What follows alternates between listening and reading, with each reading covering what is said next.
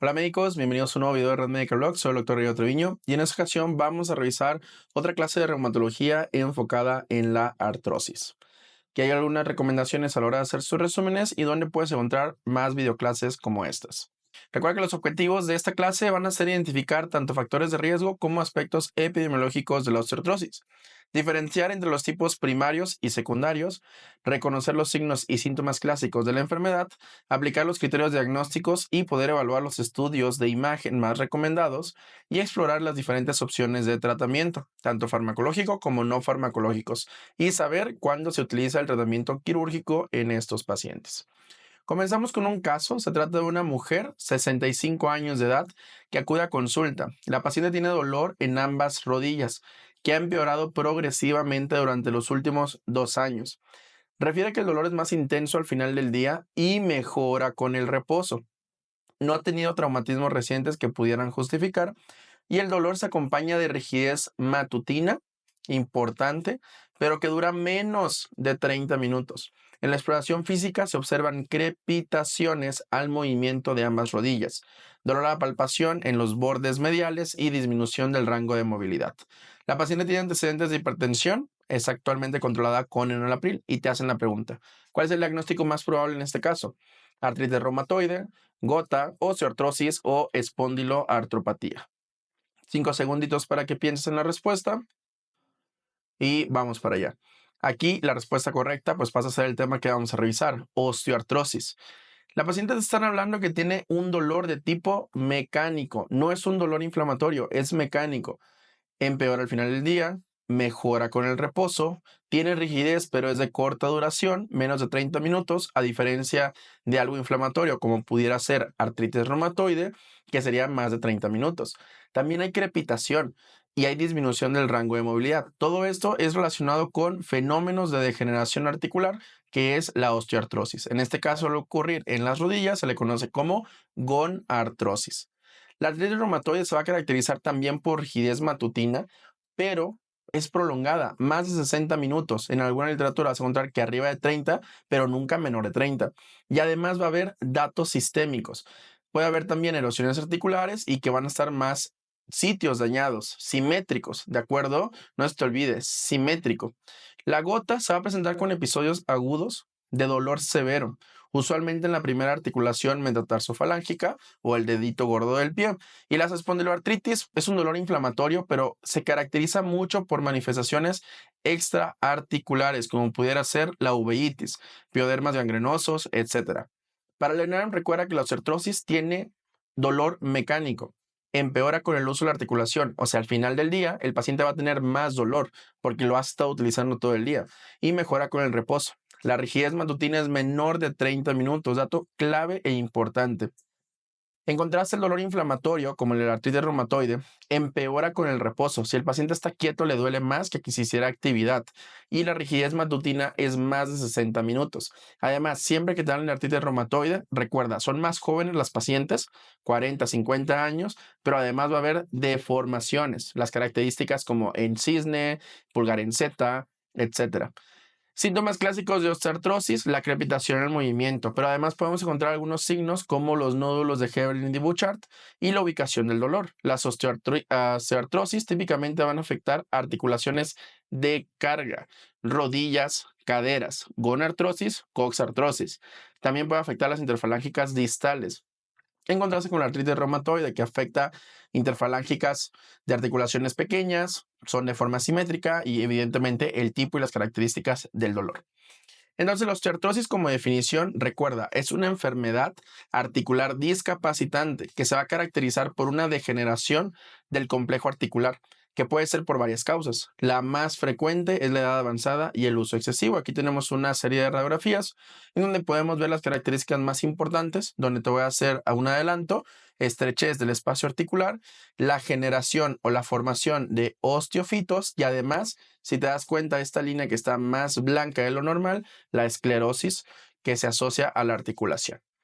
Epidemiológicamente, entre más edad, más riesgo de desarrollo de la enfermedad. Más frecuente en mujeres que en varones y es enfermedad de adultos mayores o también enfermedad geriátrica, porque es el desgaste de la articulación. Afecta rodilla, después cadera y por último las manos y ya el resto de las articulaciones que tenemos. El impacto clínico es que es una causa muy importante de discapacidad en pacientes mayores de 65 años. Aquí tenemos una serie de factores de riesgo. De un lado, en esta columna tenemos la contribución a la enfermedad y aquí el factor de riesgo.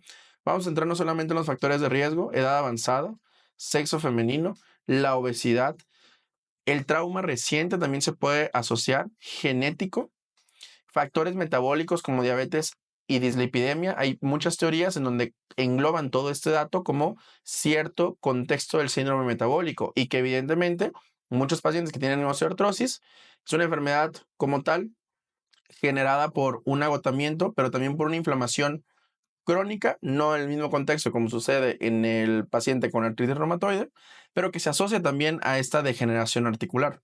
Va a haber debilidad muscular. Principalmente va a haber inestabilidad en la articulación que se encuentra afectada. Importante, actividades deportivas. El uso de forma mecánica y de forma recurrente de una articulación puede generar el riesgo de desarrollo de osteoartrosis en el futuro. Osteoporosis y la ocupación. Gente que se dedica, por ejemplo, los que cargan muchas cosas, forma repetitiva, puede generar también degeneración de la articulación. Se clasifica como idiopática y como secundaria. Idiopática puede ser primaria, no se asocia a nada específico, no tenemos alguna alteración asociada. Mientras que la secundaria puede ser desde hemocromatosis, enfermedad de Wilson, Ehlers-Danlos, como el que vemos en la imagen, diabetes, necrosis vascular, alcaptopunuria o trauma articular. Clínicamente, estos pacientes van a tener un dolor que es de inicio insidioso y lo más importante es progresivo. El dolor se vuelve persistente a lo largo del tiempo, o sea, no tenemos subidas y bajadas de dolor, sino es un dolor que va aumentando conforme existe degeneración de la articulación. Evidentemente va a ir incrementando en intensidad y frecuencia y se relaciona con las actividades, por eso es de características o de tipo mecánico. Empeora con la actividad física, mejora con el reposo. Es importante el dolor al momento del inicio de la marcha y aumenta luego de que se está realizando una actividad prolongada o que tenga cargas sobre la articulación.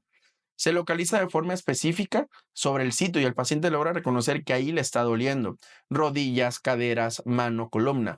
Y es progresivo, aumenta en intensidad y frecuencia con el tiempo. La rigidez es una rigidez corta, menos de 30 minutos, y que evidentemente después de una actividad prolongada puede haber una rigidez transitoria. También va a haber restricción y dificultad para realizar actividades de la vida diaria y limitación de la movilidad de la articulación. En la inspección va a haber ciertos datos que nos vamos a encontrar. Lo más preguntado en el examen, evidentemente, van a ser nódulos de Heberden y nódulos de Bouchard. La B en el abecedario va antes que la H. ¿De acuerdo? Entonces, por eso su localización. Los nódulos de Heberden se van a localizar en las interfalángicas distales. ¿De acuerdo? Interfalángica distal, como lo vemos aquí. Nódulos, aquí está el otro nódulo. Nódulos de Heberden. Esto lo que generan es un dolor en engrosamiento nodular en los lados dorsales de las articulaciones interfalángicas distales, ¿de acuerdo? Nódulos de Bouchard, la B va antes que la H, por lo cual es proximal, ¿vale? Proximal. También es lo mismo, pero aquí va a estar ocurriendo en las articulaciones interfalángicas proximales. Puede haber una alineación anormal, desviaciones angulares, ya sea var o valgo, que sucede en las rodillas, ¿de acuerdo? Entonces, Heberden y Bouchard, no se te olvide, importantísimo en el tema de osteoartrosis. En la palpación, en la exploración, podemos encontrar a nivel de la palpación dolor localizado en la articulación afectada. Va a haber crepitación, dato característico que te van a poner en tu caso clínico, como vimos en este caso. Aumento del volumen articular, movilización con limitación del movimiento e inestabilidad articular, con una sensación de ceder, que se le va la pierna, que cede al momento de realizar movimientos o cargar peso. Es importante reconocer que existen diferentes presentaciones de la enfermedad y que pudieran ser pregunta exclusiva. Gonartrosis está ocurriendo en las rodillas y es característico que al momento de que sube o baja escaleras el paciente genera molestias o dolor. También va a haber deformidades en valgo o valgo, var o valgo en las extremidades inferiores. Coxoartrosis es en la cadera. Va a haber dolor inguinal, puede haber dolor glúteo que se irradia hacia el muslo. Va a empeorar al caminar o cuando el paciente se pone de pie. También va a haber limitación en la rotación interna y a la abducción. Risartrosis está ocurriendo en la base del pulgar.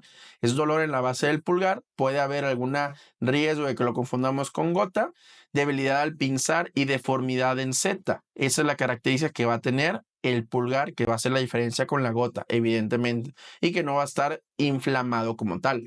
La osteoartrosis de mano, aquí vamos a darnos cuenta por los nódulos de Heberden y nódulos de Bouchard. Osteoartrosis de columna, dolor de columna a diferentes niveles, y osteoartrosis de hombro también pudiera ser una presentación. El diagnóstico diferencial evidentemente tiene que ser siempre contra artritis reumatoide, porque si te ponen un varón, no hay duda, es osteoartrosis. Pero si te ponen una mujer y la mujer tiene 50 años, entonces ahí sí yo tengo que ver si es una o es la otra. ¿Y cómo puedo hacer su diagnóstico diferencial? Esa tablita es muy importante. Hay que ver cómo es el tipo de dolor. Si es mecánico, con el uso empeora, mejora con el reposo, o si es inflamatorio, empeora con el reposo, mejora con el movimiento.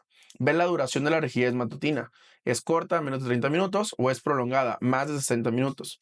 Ver las articulaciones que están comúnmente afectadas. En la osteoartrosis, rodillas, caderas, manos. Mientras que en la artritis reumatoide, manos, muñecas, rodillas y tobillos. La osteoartrosis va a tener un patrón de afectación asimétrico, y esto es lo más importante que te pudieran preguntar en el examen. En el caso particular, la trampa es que es simétrico, pero el resto no va. Pero la artritis reumatoide siempre va a ser simétrico por característica de la enfermedad.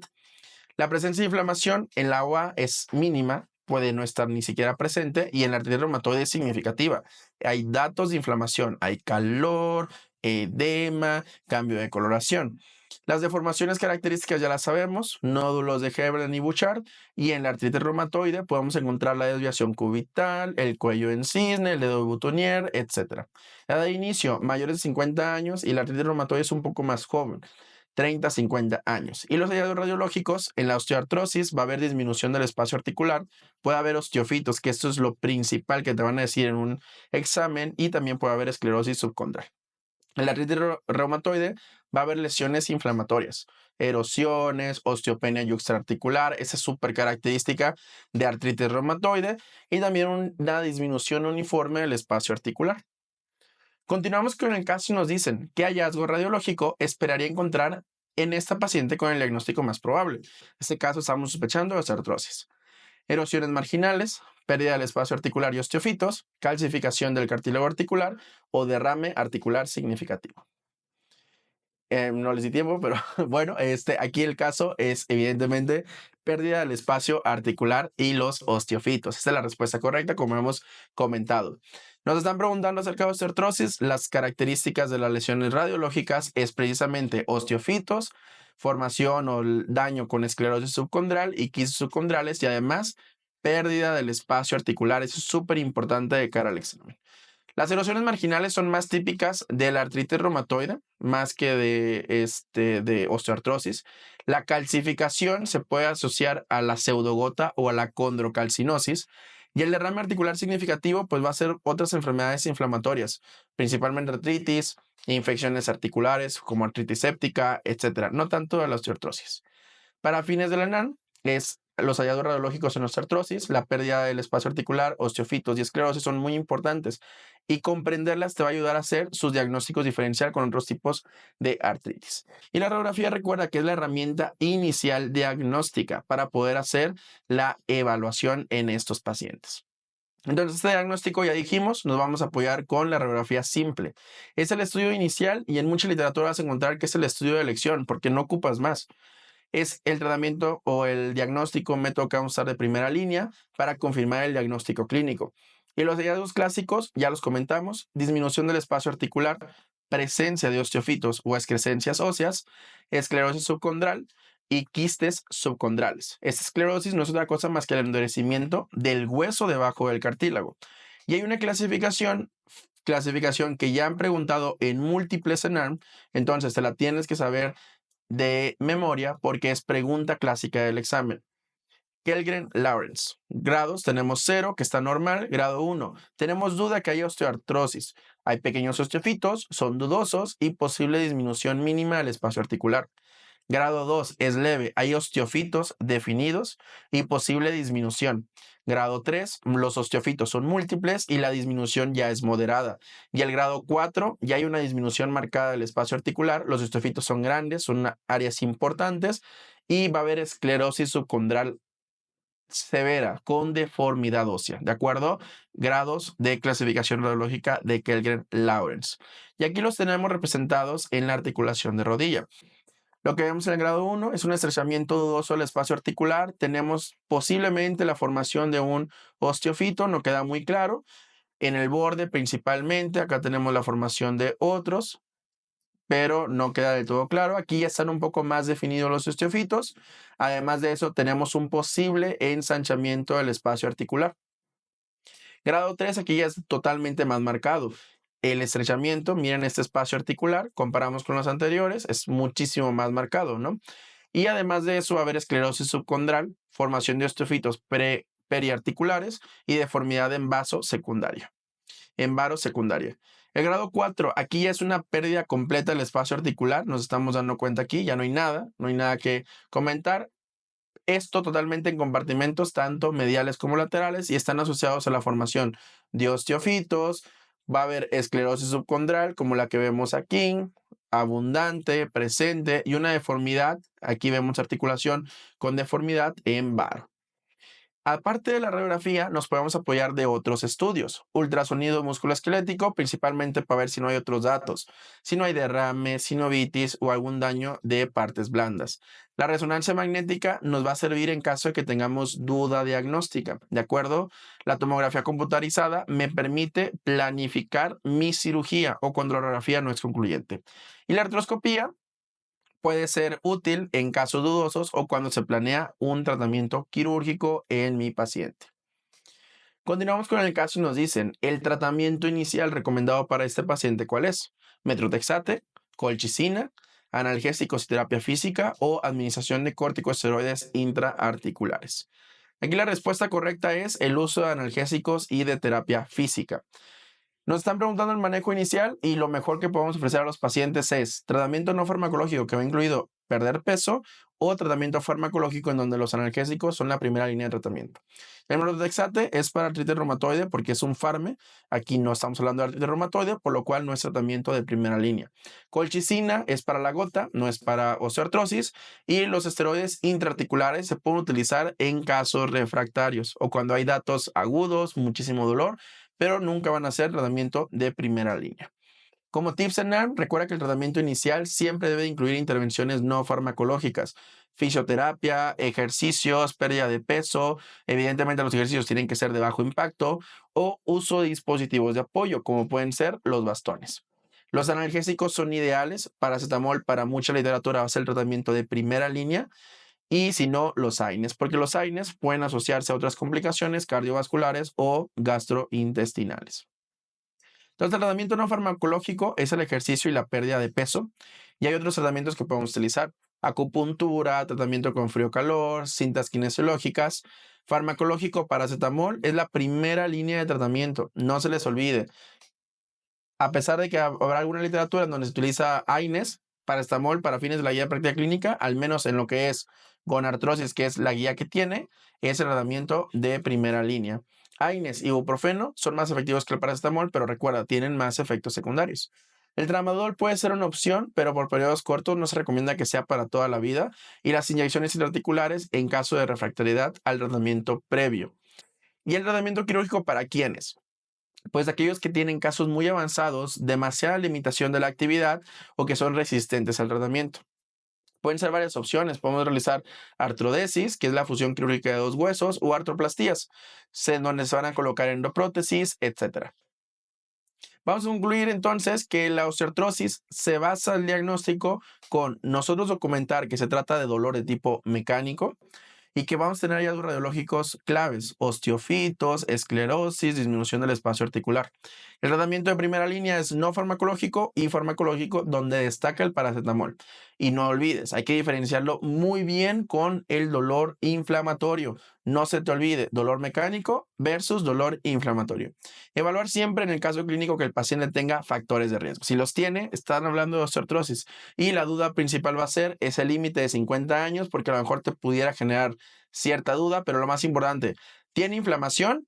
No, osteoartrosis. Sí, y artritis reumatoide. Tiene factores de riesgo muy importantes, obesidad, diabetes, hipertensión, pues ni modo, eso es osteoartrosis. Si no los tiene o es un poco más joven, artritis reumatoide. Con eso hemos concluido lo que es esta clase. Espero te haya gustado, te haya servido y que por supuesto hayas aprendido algo nuevo. Soy el doctor Ariel Treviño y nos vemos en tu siguiente clase de preparación para el ENAR. Chao, chao.